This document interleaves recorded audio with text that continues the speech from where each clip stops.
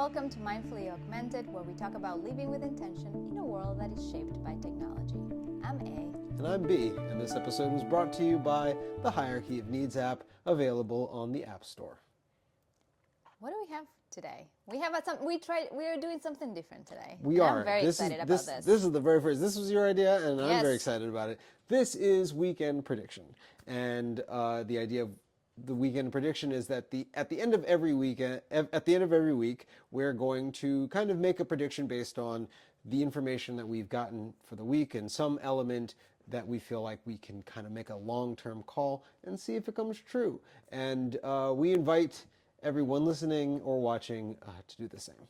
Absolutely. And just to give a little backstory why I wanted to do this is because you are fairly known in our intimate circle of making predictions that actually do come true in a very accurate way, especially when it comes to where technology is going, where we are going to move forward as a humanity, as society. So I wanted to open the space for you to build and continue bringing these predictions after all the information that you digest on a daily basis. So, thank you. Yes, I might be known for making a few higher percentage calls on emerging technology, though I've made a few floppy ones, as people know as well. So, but I'm quite excited about this one.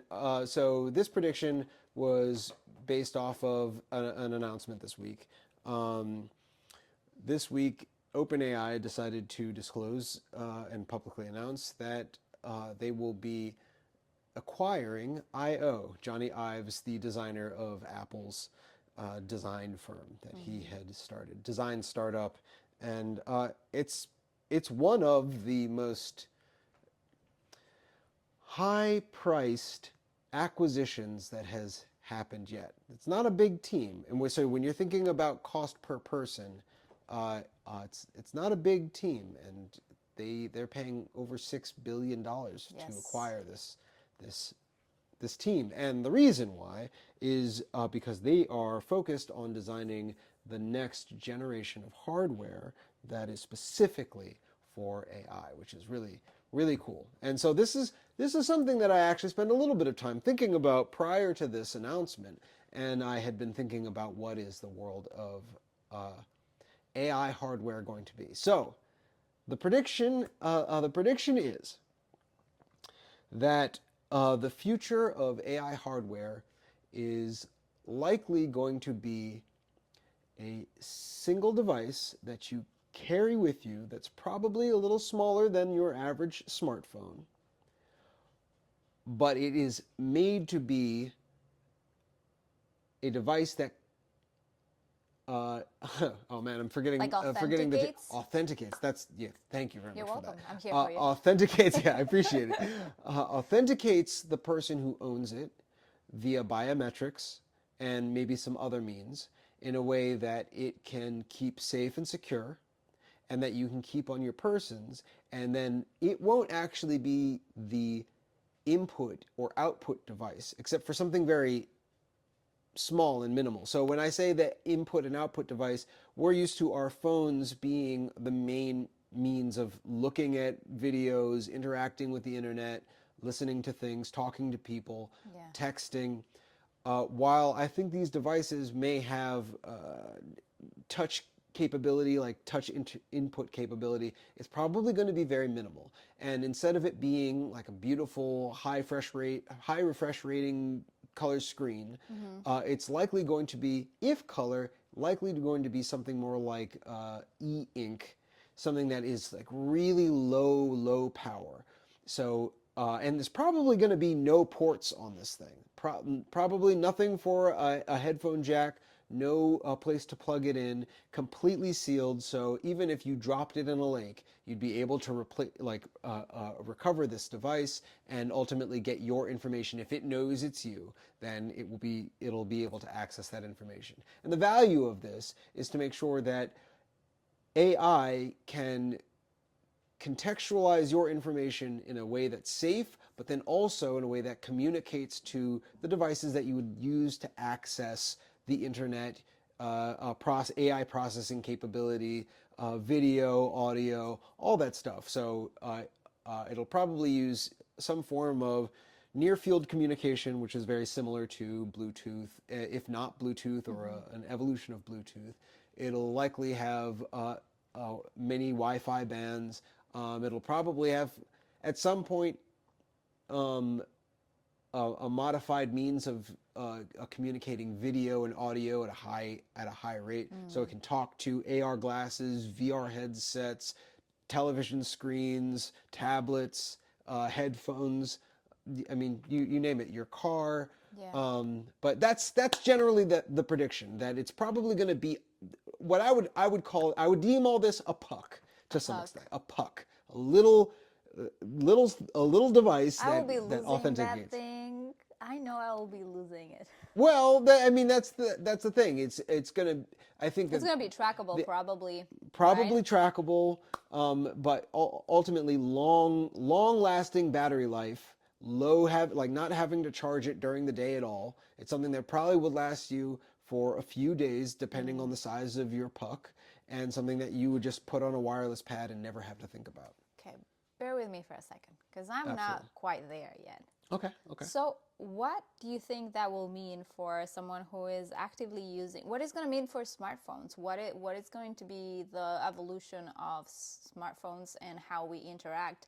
Because this puck is not that you'll be able to text people or call. I don't know, but you're definitely, the idea of adding one more device, I think maybe I'm not alone in this sentiment. It's already overwhelming. I don't want more devices. In fact, the less, the better. Yeah. Tell me what you think is going to, the most likely scenario or the closest scenario that you can foresee. Yeah. So the reason why I would say that we would go in the direction of the puck is it actually kind of makes ubiquitous access to all devices that you no longer have to worry about carrying around or thinking about. You only have this one device, and it's something that you could keep on your persons and never have to On think your about. persons, On meaning your in body, yourself? somewhere Okay. somewhere in yourself. It could potentially be on an armband or a watch, depending on how small they get it. It could be something that's in your pocket and that you just never have to worry about it really breaking. It's probably going to be it could be quite secure because you don't have to worry about the glass and seeing it So and more it like a looking credit sleek. card kind of feeling, that you have your whole banking, but it's not that you're thinking or carrying, or like you just tuck it somewhere. And Exactly. Then It's maybe something more sometimes like you don't even need it 100%. I think I'm thinking of it more of like a wallet, A wallet. like something that's a little smaller than your phone, but something that is functionally like a little. It's still going to have some thickness. It still needs to fit in a battery. It still needs to fit in processing capability. It's got to be pretty powerful, because ultimately, if it can take all the processing power out of things like smart glasses,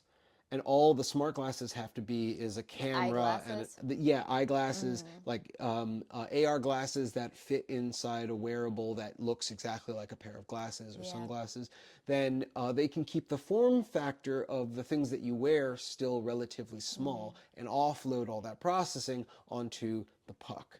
So then, so that way you would be able to just like you'd be able to wear your glasses, and depending on how they would build that connectivity, you wouldn't ever have to think about it. So you're not thinking about, oh, I'm carrying around my phone, or I mean, you would probably think about, I am carrying around my phone, Yeah. or my puck, but it would just be something that's on your persons, or on in wearables, or maybe necklaces, or maybe there's a whole new line of wearable wear. I just feel like you can offload the idea of the puck, Right. and then whatever it is that you want to interact with, if somebody has a tablet around, you'd be able to pick up the tablet. If you walk over to a computer So it's console. transferable? Like you will be able, do you see this as a seamless buzzword, seamless Yeah. transition where you move from your electric car with a screen into the home screen into your computer, that will eventually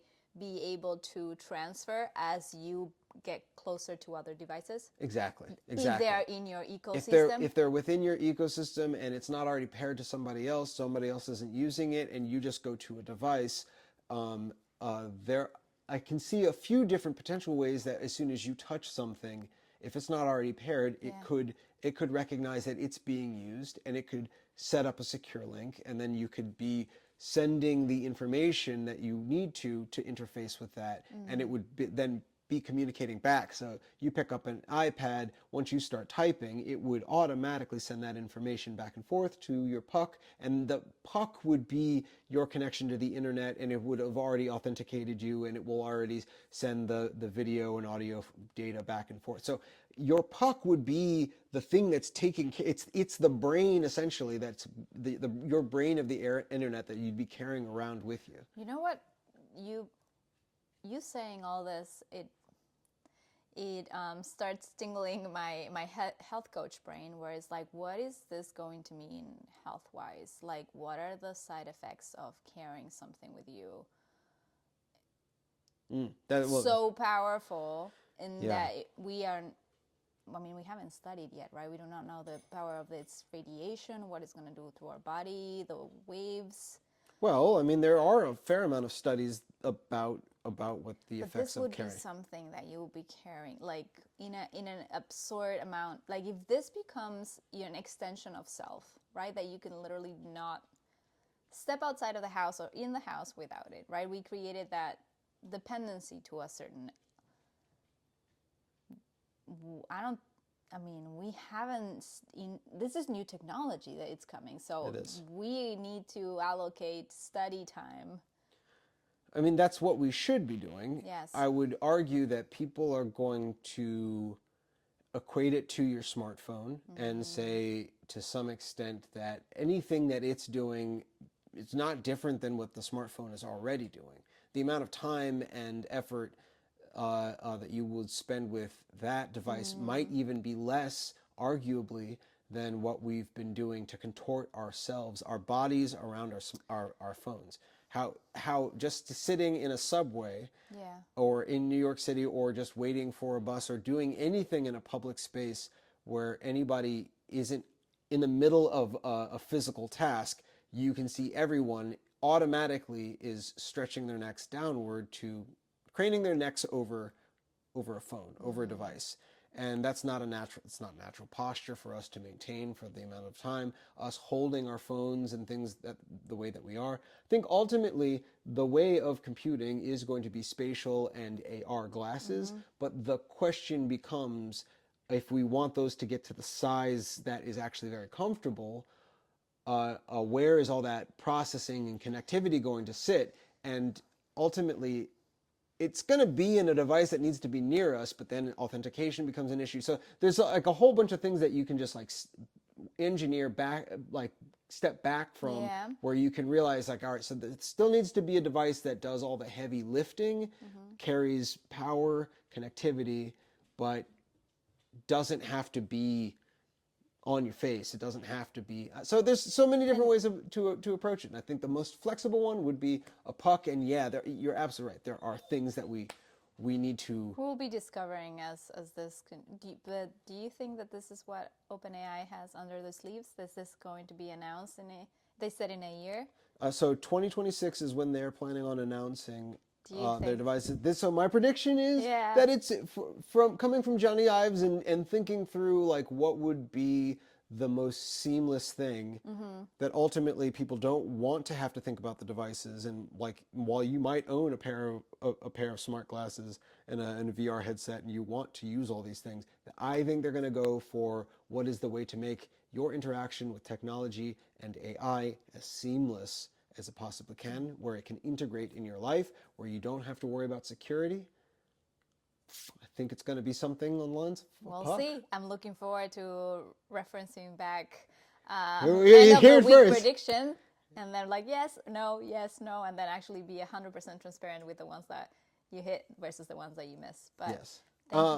Thank you for this very first episode, and I want to implore anybody listening, watching, to also send in your predictions. Let us know what are your predictions especially about this device from the newly acquired IO group. What do they think the device is going to be, and why are you making the prediction the way that you are? Well, looking forward to our next prediction. As am I. Yes. Thank you for watching and Or listening. Still doing a podcast. and this podcast was brought to you by the Hierarchy of Needs app, available on the App Store. And one episode we will actually tell you what that app is.